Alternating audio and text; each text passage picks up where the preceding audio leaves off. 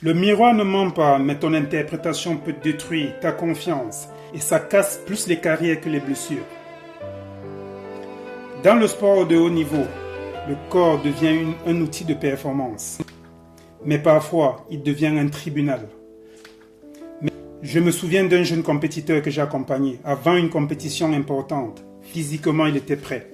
Entraînement parfait. Mais devant le miroir, il ne voyait qu'une chose. C'est qu'il pensait être insuffisant. Résultat, moins d'audace, plus de comparaison et le plaisir disparaît. Le problème n'est pas le miroir, c'est le filtre mental. Quand l'image de soi est déformée, les décisions le deviennent aussi.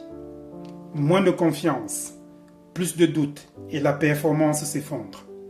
Un champion n'utilise pas son corps comme un juge, il l'utilise comme un partenaire.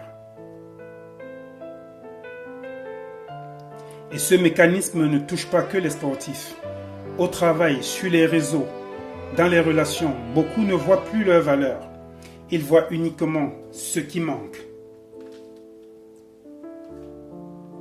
C'est exactement sur ce travail d'image de soi que j'accompagne des jeunes compétiteurs et des personnes qui veulent performer sans se détruire mentalement.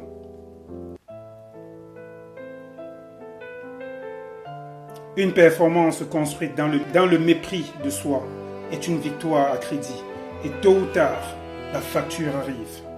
Un miroir qui nous renvoie à la réalité et non un miroir qui vient comme un obstacle, qui vient flouter nos compétences.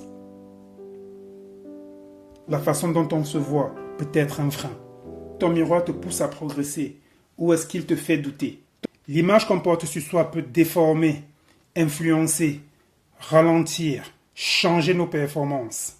D'où l'importance d'avoir un miroir qui est propre. Et avant de se séparer, est-ce que le miroir te pousse à progresser ou est-ce qu'il te fait douter?